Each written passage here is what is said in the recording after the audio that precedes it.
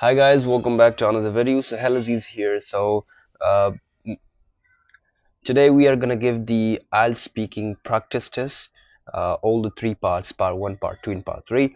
Normally I make videos regarding Duolingo English test on my channel, but this is gonna be an IELTS practice test, and I hope you guys enjoy it and learn some sort of things from it. And also, I'll get to know my IELTS projected scores in speaking. I'm gonna give the exam of all three parts: part one, part two, and part three. I can't record the screen of my mobile phone to record the test, unfortunately, so that's why I'm just recording this video. So let's start IELTS speaking part one. Okay, so the test is being downloaded. For IELTS Part 1 practice, I will ask you some questions. This will take about 4 to 5 minutes to complete. Make sure you give detailed answers for each question. Let's get started. Where do you live?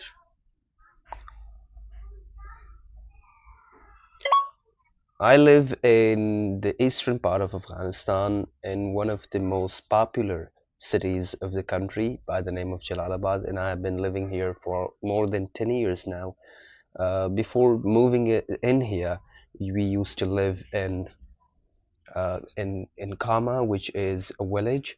So I'm living in Jalalabad.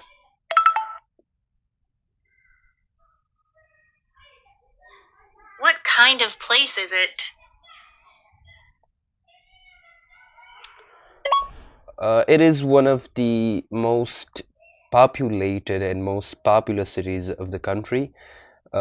Comparing it to the village where we used to live before, it is more advanced, and the facilities available here are quite a lot compared to the villages.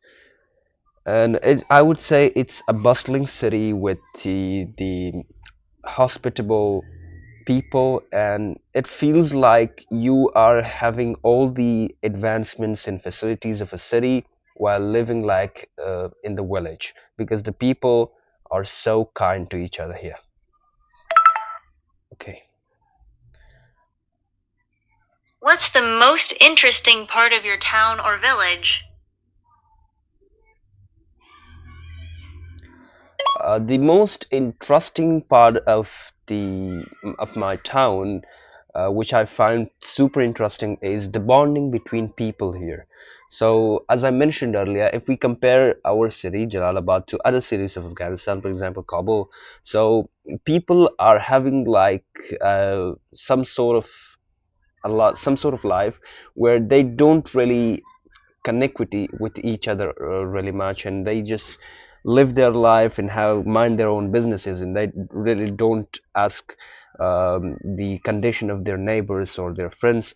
But in Jalalabad it's the opposite, and beside living in a city, they're having the bonding like living in a village. Okay. What kind of jobs do the people in your town or village do? Give several examples. Talking about occupations of the people in my city, then you can literally find any sort of job, from being a pilot to working like a street vendor. So the most popular jobs which are done by people around here, so are one, the medical jobs like doctors, nurses, and these kind of jobs are really popular in our city. And another job which is super popular around the residents of the area or our vicinity, is working in different organizations, different international organizations. Would you say it's a good place to live? Why or why not?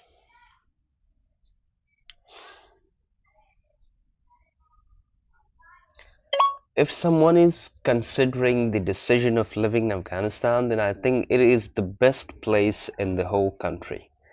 Uh, as I mentioned earlier in my responses, you're gonna get every possible facility of the country that you can get around the country. And besides that, one thing which you will get in living in Jalalabad, and you wouldn't get it in other advanced cities of the country, is the hospitality and the bonding and the relationship of the people with you, and your especially your neighbors.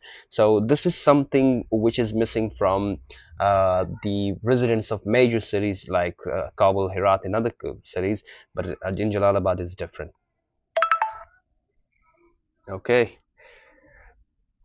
Tell me about the kind of accommodation you live in. Oh, kind of accommodation. We live as a joint family with our uncles. We live all together. So, the type of accommodation that we live in is a three-floor house, which is one of the most facilitated houses in our vicinity, I would say, because we get a playground in front of our house. We get separate rooms. We get a great good guest room. There is a place for parking lot and a garage. So, like, the type of accommodation that we live in is quite rare in our vicinity, and I'm grateful for that. Okay. How long have you lived there, and who do you live with? No, I already answered it.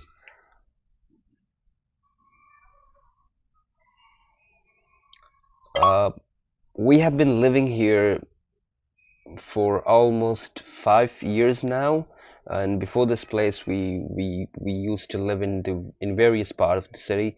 And as I mentioned earlier, we live as a joint family with our uncles all together. So uh, we are a family of more than 40 people living in a three-story apartment or a house, and yeah, we're enjoying it. What do you like about living there? Explain.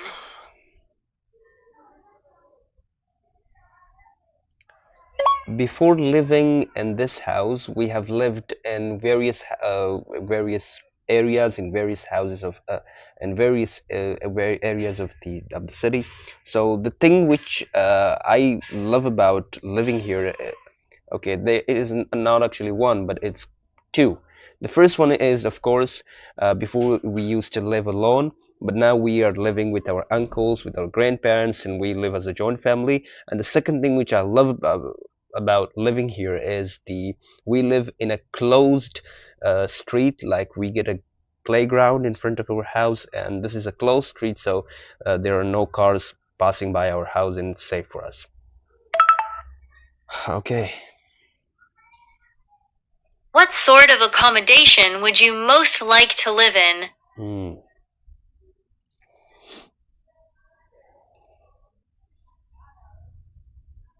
Uh, well, I can't ignore the fact that I enjoy living in the house that we are living now, but like, talking about the my dream sort of accommodation, then I would say, like, having a two or three floor house, alongside that having special garage where like two three cars are parked there, and besides that, uh, having a private pool in your own house, and a garden where you grow your own plants and you're gardening yourself. And this is best for your health, and also it's just giving that overall beauty to the house. So that's sort of my dream accommodation. Okay. Oh, so we are done with part one, and I'm just gonna go and continue to see my estimated IELTS score. Let's go. All right, it's being processed. Let's go. So I'm 83% native. You will see it, like, the opposite way, as I'm recording from my front camera. So let me tell you, pronunciation is 86%, fluency 87%, intonation 80%, grammar 88%, vocabulary 71%, and predicted IELTS score. Have a look at this one. Predicted IELTS score are 8. Look at this, 8. All right, so we are done with the part one, and remember the score. My IELTS score from part one is 8. Let's move on to part two and see how much can I just go and do it there. Okay, so this is the part two. It's being downloaded. You will have to talk about the topic for 1 to 2 minutes. Think about what you're going to say before you begin recording. You can write down some notes to help you if you wish. Let's get started. Describe something you own which is very important to you. You should say where you got it from, how long you have had it, what you use it for, and explain why it is important to you. Describe something which you own which is very important to you. All right. Uh,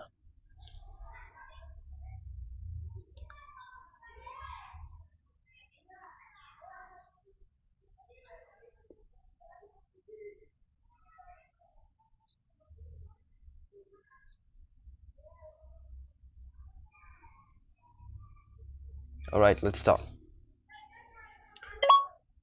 There are so many things that I use on daily basis, and I can't even imagine my life without them or without using them. But to talking particularly about one thing which is super important to me, then that would be my smartphone, of course. So not only I'm using it for uh, social media or talking to my friend, but it is a source of my income as well, and it's a type it's something which I use to learn a lot of things. Like I've learned English from it, for example, and I've learned so many things because I follow lots of creators on it. And I still remember the first time when I got my first ever smartphone, and that was back in when I was in class 8.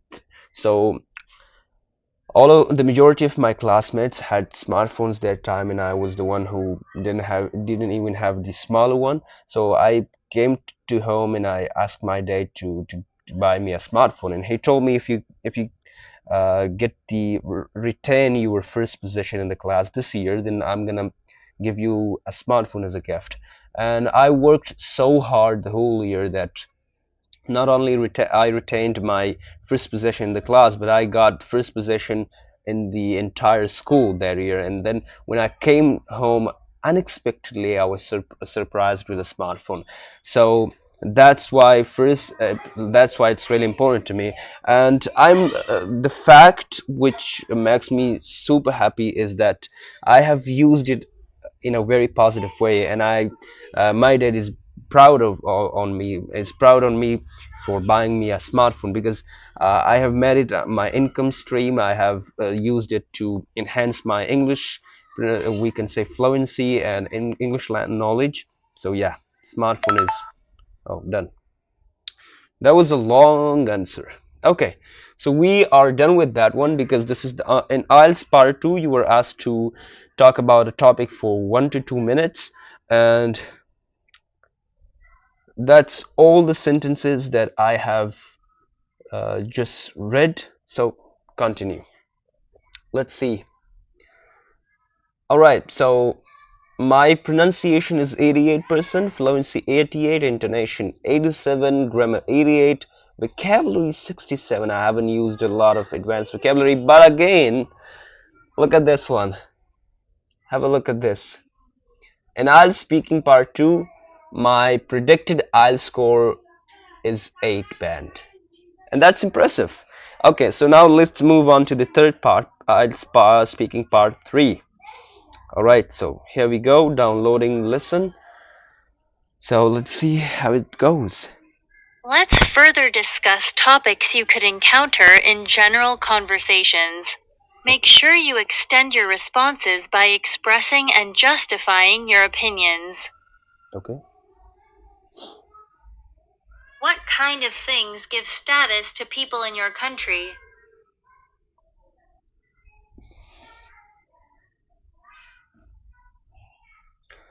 Uh, well, it's a no-brainer that money is something which gives you a status anywhere around the world. But talking about, the most common things which give status to a person particularly. So I'll talk about three things, but I'll come down to two then.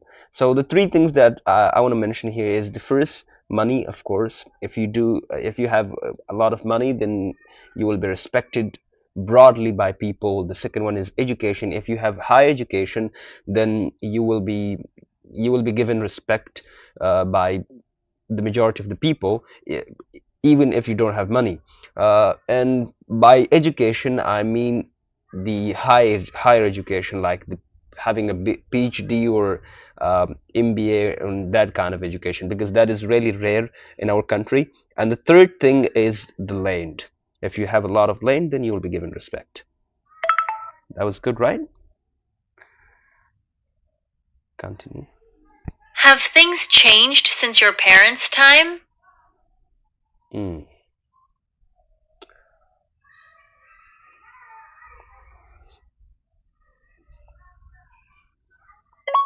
Of course, things have changed since my parents' time. Like money, education, and land were the things that used to give you the or they that used to give you status back in my parents' time. But now another factor has been added into this category, which I forgot in the first question, but I'm going to mention it right here, and that is, of course, your influence and your following on social media. So if you have a lot of followers on Facebook, TikTok, then you will be given respect by not only by your relatives and family members, but you will be given respect by all the people who just look at you on the streets. If they have seen you in anywhere, you on TikTok or on Facebook, then they'll recognize you and they'll come and greet you and they'll just ask for a selfie or something like that. So this is something which has changed from my parents' time, because back then there was no social media available. Okay. Finally, do you think advertising influences what people buy? Advertising? What? Advertising? I think it does, because if something is being advertised by my favorite creator on YouTube or on TikTok, then I the high chances are that I will be tempted to buy that particular thing. And if I'm like looking for some sort of a AirPods, and then one of my tech creators, which I follow for years, recommend a piece of AirPods, then I'll the chances are that I'll be going and buying that particular AirPods compared to other ones in the market, because it is a kind of trust that you have upon your favorite creators. And if an aid comes, like, comes in my way while scrolling the social media, then I wouldn't be really going to buy that particular thing. But if my favorite creator does, then I will. Okay, that was a great one, part 3. Now it's finished. Now let's continue and let's see. I got an 8 in part 1, 8 in part 2. Alright, so let's talk about the pronunciation. 87%, uh, fluency 87%, intonation 90%, and grammar is 89%. And my projected IELTS score, let me show you. My projected IELTS score for the part 3 is also 8 band. So that was really impressive, because I got 8 in part 1, 8 in part 2, 8 in part 3. So my overall speaking band will be around 8. I seriously didn't expect that, and that is like a really big achievement. And I'm gonna go for IELTS after Eid, inshallah. And if I manage to get somehow close to that kind of score in my actual IELTS test, then I'll be over the moon and I'll be on cloud 9. So thank you guys so much for watching the video. You can watch other videos of mine. You can give this video a like, subscribe, and I'll see you guys in the next one. Bye.